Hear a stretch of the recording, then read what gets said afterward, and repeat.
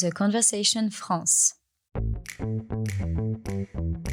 In extenso, des chercheurs et des chercheuses qui décryptent les grands sujets. Un podcast pour mieux penser l'actualité. Bienvenue dans notre podcast Défis globaux, solutions locales, réalisé en partenariat avec le CIRAD. Dans ce podcast, nous découvrons comment les scientifiques tentent de répondre localement aux défis globaux. Pour ce second épisode, consacré au développement de l'agroécologie, nous nous rendons au Sénégal, où sont menées des initiatives en faveur de ces pratiques agricoles innovantes et durables. Retrouvons au Sénégal Raphaël Bellemin, ingénieur et docteur en agronomie, et aussi photographe, pour évoquer les différentes actions destinées à promouvoir la transition agroécologique dans ce pays d'Afrique de l'Ouest. Raphaël, bonjour. Bonjour Jennifer. Raphaël, en 2019, le président sénégalais Macky Sall déclarait vouloir faire de la transition agroécologique un axe prioritaire de son quinquennat. Est-ce qu'on peut dire que le Sénégal est un pays pionnier en matière d'agroécologie ? Au Sénégal, depuis plus de 30 ans, il y a une constellation d'acteurs qui sont engagés dans l'agroécologie. Et plus récemment, en 2019, ces acteurs se sont rassemblés au sein d'une seule alliance, donc société civile, recherche, collectivités territoriales engagées dans l'agroécologie. Donc, ils se sont fédérés autour de la DITAES, la dynamique pour une transition agroécologique au Sénégal.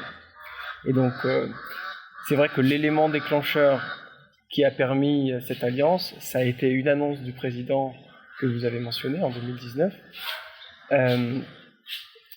Ça a poussé tout le monde, en fait, à se dire que, oui, le président parle d'agroécologie, mais il y a un travail qui est fait depuis longtemps, et une expertise, une expérience.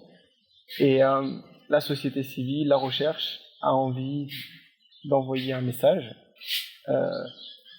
pour accompagner le gouvernement du Sénégal dans sa politique de transition agroécologique. Donc, l'objectif de la DITAES, c'est véritablement de transformer le pays. Donc, il y a à la fois un objectif de plaidoyer, de dialogue politique. Donc la DITAES est présente à ce titre dans plusieurs arènes de concertation, que ce soit au niveau local ou au niveau national.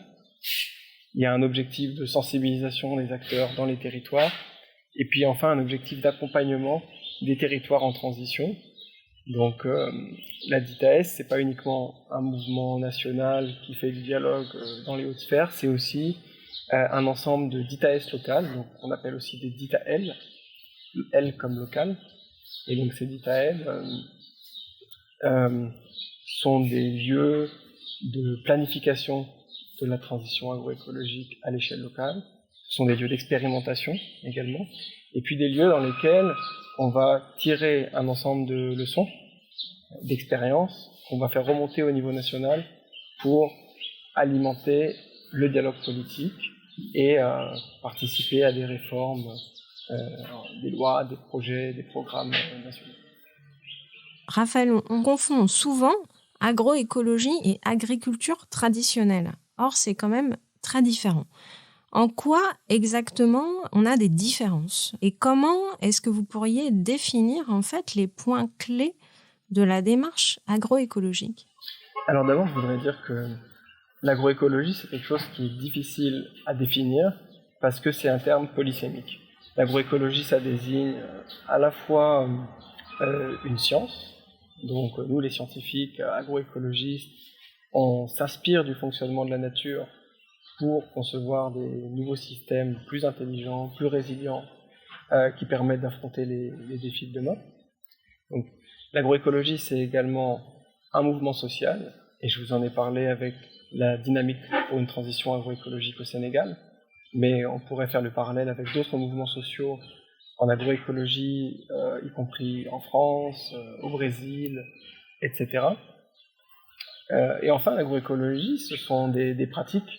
Voilà, c'est un ensemble de pratiques sur le terrain, mises en œuvre par les paysans, les paysannes, qu'on appelle souvent ici les chercheurs et les chercheuses aux pieds nus.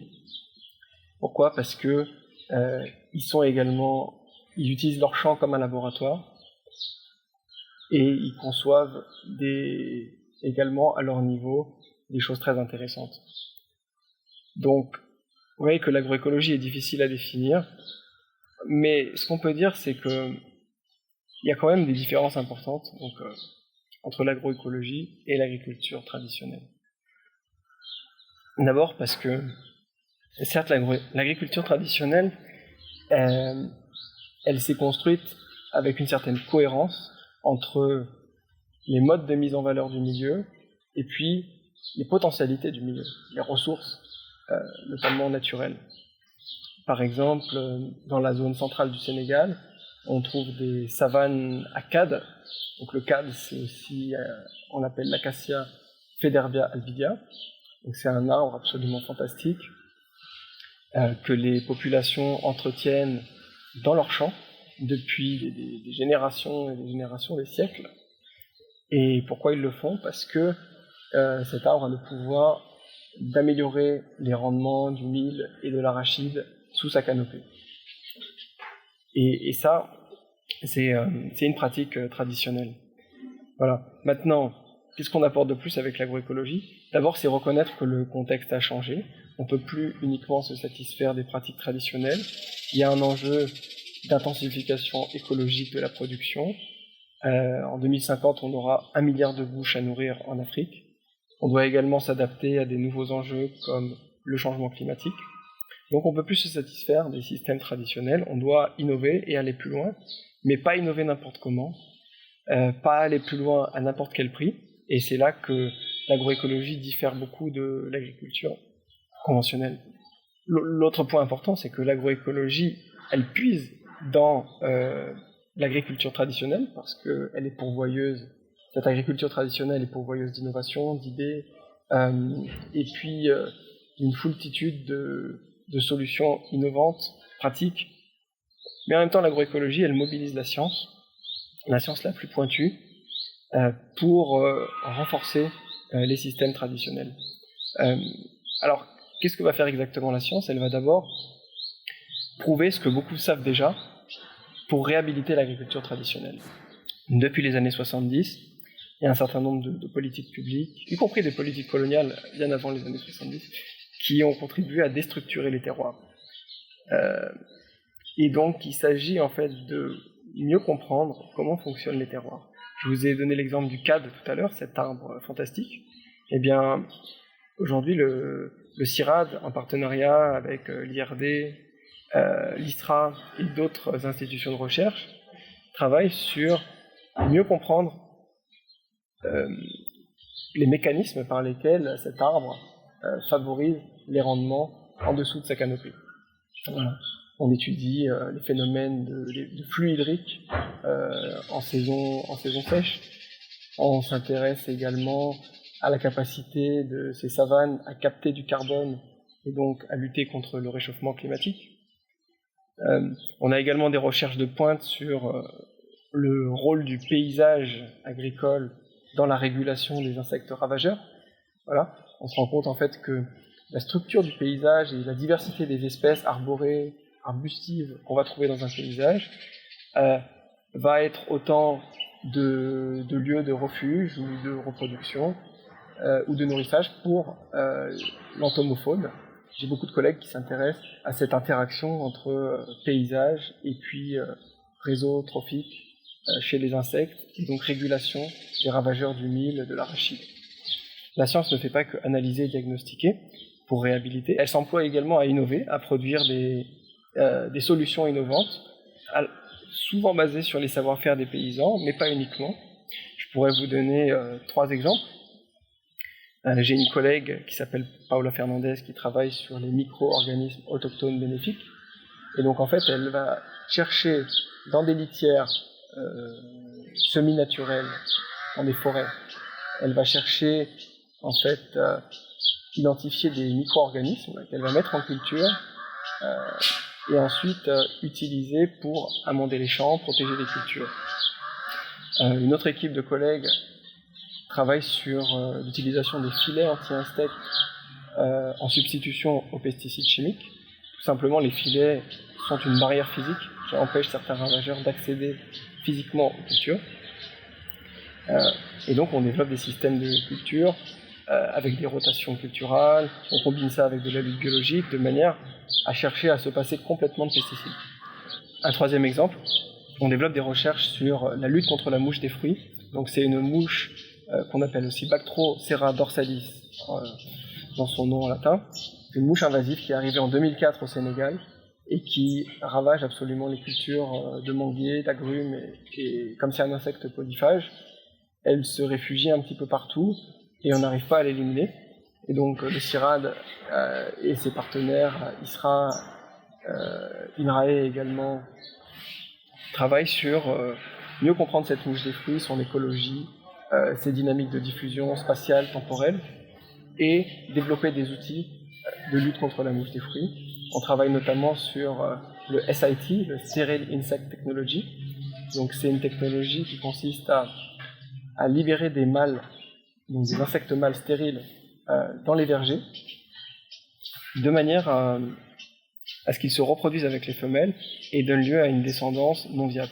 Donc de cette manière-là, on va casser le cycle de reproduction de la mouche et finalement réguler le ravageur sans employer de pesticides. Donc pour conclure, l'agroécologie, c'est quelque chose qui s'inspire des savoirs traditionnels, mais qui est profondément intense en connaissance. On a besoin de mieux comprendre les écosystèmes cultivés, mieux comprendre le vivant, l'observer plus finement qu'avant, s'inspirer de la nature pour concevoir des systèmes capables de répondre aux enjeux de demain. Vous écoutez In Extenso, le podcast qui donne la parole à la recherche.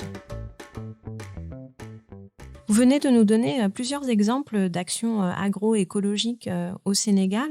Néanmoins, est-ce que vous avez identifié des freins par rapport à la diffusion de ces pratiques ?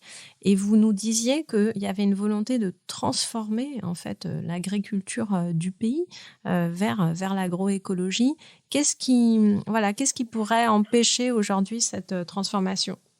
Sur le terrain, on constate encore que la situation, elle est encore compliquée. Donc, il y a des freins et il y a des défis extrêmement lourds à relever aujourd'hui. Donc, le premier, je dirais, c'est qu'il y a des phénomènes globaux qui déstabilisent les terroirs dans leur fonctionnement même, dans leur structure même. Ce sont des choses qu'on connaît tous, la croissance démographique, le changement climatique, l'utilisation excessive des ressources en eau, à la fois par l'agriculture, mais aussi par d'autres activités qui coexistent avec l'agriculture dans les territoires. Si je prends l'exemple des Niayes, par exemple, donc les Niayes, c'est une bande côtière entre Dakar et Saint-Louis. Donc cette zone, elle est vraiment au cœur des enjeux de gestion durable des ressources en eau, puisqu'il y a une nappe phréatique qui est en train de s'amenuiser dangereusement depuis les années 70. Les agriculteurs locaux, en fait, quand on va les voir, ils nous disent tous la même chose. Ils nous disent que quand ils étaient très jeunes, et même leurs anciens leur disaient que on voyait des mares, et progressivement ces mares se sont amenuisées, et la nappe phréatique continue de descendre. Pourquoi ? Parce qu'il y a des activités minières, des activités industrielles et des activités agricoles qui utilisent la ressource en eau sans concertation et sans finalement gestion commune. Donc il y a une dégradation des ressources en eau, des problèmes de salinisation, des problèmes de dégradation des ressources forestières à cause du charbonnage et de l'exportation du bois d'œuvre. Il y a globalement une incapacité de l'État à gérer durablement des ressources qui sont un peu à la base de l'agriculture. Donc je dirais que le premier défi, c'est même pas la transition agroécologique, c'est le maintien de l'agriculture. Voilà. Deuxième défi, si je voudrais m'arrêter un moment sur le fait qu'il y a des phénomènes de verrouillage qui sont multidimensionnels, qui impliquent un grand nombre d'acteurs, et donc c'est très difficile de dire qu'il y a une seule cause. Donc dans le cas des pesticides par exemple, on sait que dans les zones maraîchères du Sénégal, donc en particulier les Niayes, les producteurs font une utilisation généralisée des pesticides, et en plus de ça, une utilisation non raisonnée. Ils utilisent des molécules actives qui sont interdites en Europe depuis très longtemps. Ils mélangent ces molécules entre elles suivant des raisonnements qui ne sont pas compatibles avec l'agronomie moderne. Ils risquent de s'empoisonner. Ils s'empoisonnent en réalité au quotidien en utilisant ces pesticides sans précaution et sans protection. Donc là, on a vraiment un gros problème. Et pour quelle raison est-ce que ces producteurs continuent d'utiliser ces pesticides alors qu'on sait très bien qu'ils sont nocifs pour la santé et pour l'environnement et pour les consommateurs? C'est parce qu'ils n'ont pas d'autre choix. Voilà. Ils n'ont pas un encadrement technique public suffisant, parce que l'État n'a pas les capacités à mettre suffisamment à disposition des techniciens, des encadrants agricoles. Donc ils sont finalement livrés aux mains des revendeurs d'intrants, qui se sont très bien positionnés sur le marché africain. Le territoire il est constellé de boutiques qui revendent des pesticides chimiques et des fertilisants chimiques. En termes d'accès à l'information, les producteurs ont comme seule ressource finalement ces acteurs de la filière d'approvisionnement en pesticides. Un autre défi, je pense, à relever, c'est qu'il y a un certain nombre de contradictions dans les politiques publiques au Sénégal. Alors, effectivement, vous avez dit tout à l'heure que le président Macky Sall avait, en 2019, fait une annonce comme quoi l'agroécologie faisait partie de son quinquennat, son futur quinquennat. C'est vrai, il l'a dit, mais dans la pratique, quand il parlait d'agroécologie, en fait, il parlait de reforestation. Donc, il parlait des forêts. Voilà. Je vous ai dit que l'agroécologie, c'est polysémique, et bien également au niveau de l'État, les gens ont leur propre acception de l'agroécologie. Or, pour la DITAS, l'agroécologie, c'est un projet de société, c'est quelque chose de multidimensionnel, de multisectoriel, et qui ne concerne pas uniquement la forêt. Aujourd'hui, on a une incohérence des politiques publiques qui soutiennent massivement les engrais chimiques, tout en ayant un discours en apparence favorable à l'agroécologie. Alors pourquoi est-ce qu'ils font ça? L'objectif principal du ministère de l'Agriculture et du plan Sénégal émergent, c'est la sécurité alimentaire et l'autonomie, je dirais même la souveraineté alimentaire. Que le Sénégal soit capable, dans un horizon d'une ou deux décennies, de produire suffisamment d'aliments pour limiter ses importations et alimenter sa population.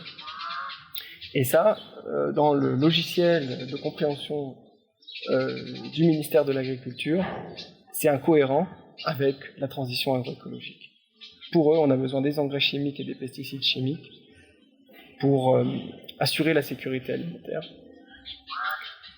Du coup, les politiques sont aujourd'hui dans une posture d'attente. Ils nous disent, à nous, la DITAS, prouvez-nous que l'agroécologie fonctionne, que ça produit, et à ce moment-là, nous allons mettre en place des politiques plus ambitieuses. L'autre problème, c'est que l'agroécologie, elle est aujourd'hui morcelée entre plusieurs ministères qui sont en compétition pour les ressources financières. Je parle en particulier du ministère de l'Agriculture et du ministère de l'Environnement. Et si bien que ça crée un certain nombre de blocages et une incapacité à planifier les choses de manière holistique. C'est pour ça que nous, avec la DITAS, on croit beaucoup dans nos territoires pilotes, qui sont des lieux dans lesquels, finalement, on va aussi faire de la planification, on va aussi développer une vision quelque part politique, mais pour le territoire. Et ce sont des lieux dans lesquels on peut s'attendre à voir se déverrouiller des situations. In Extenso, The Conversation France. Raphaël, est-ce que vous pourriez revenir sur cette récente action que vous avez conduite à travers le Sénégal, une caravane qui est partie faire le tour du pays en février pour sensibiliser à la transition agroécologique. Alors, quels étaient les objectifs de cette initiative? Oui, Jennifer, effectivement, la DITAS a conduit et monté une caravane qui a fait le tour du Sénégal, voilà, entre le 7 février et le 9 mars 2022. Donc il y a 14 sites qui ont été visités dans les 6 zones agroécologiques du Sénégal. J'étais partie prenante de cette caravane en tant que chercheur du CIRAD et membre de la DITAS. Donc cette caravane, elle avait quels objectifs ? Elle avait d'abord un objectif donc, de sensibilisation des populations à l'agroécologie. Elle avait également un objectif de retour vers les populations, sachant que ces populations ont été consultées en 2019. On avait à l'époque réalisé une caravane similaire dans laquelle on avait recueilli des recommandations politiques des ruraux, de manière à construire un document de contribution politique et à alimenter le plaidoyer national. Donc il s'est passé beaucoup de choses depuis 2019. La DITAS a grandi. Donc on se doit de revenir vers les populations consultées en 2019 pour les informer. Donc l'autre objectif de la caravane, c'est de renforcer les DITAS locales en cours de gestation. Donc je vous ai dit que la DITAS est en train de territorialiser son action en construisant donc, ces DITAS locales, qui sont des territoires en transition. Donc on va, à travers la caravane, visiter ces différents territoires et les accompagner dans leur réflexion, dans leur mobilisation, dans leur planification de la transition agroécologique. Le dernier objectif, c'était de consulter les populations dans la perspective de construire un nouveau document de contribution politique pour 2023. Donc la démarche de la DITAS consiste toujours à consulter la base pour faire remonter des recommandations politiques. Merci Raphaël de nous avoir éclairé sur la transition agroécologique au Sénégal. Et comme vous nous l'avez annoncé, on se retrouve bientôt dans The Conversation pour suivre les différentes étapes de la caravane. C'était Défis globaux, solutions locales, un podcast de The Conversation réalisé en partenariat avec le CIRAD. In Extenso est un podcast de The Conversation. Chaque vendredi, la rédaction donne la parole à la recherche pour mieux comprendre l'actualité. Retrouvez l'ensemble des épisodes d'In Extenso et nos autres séries directement sur theconversation.com dans la rubrique podcast.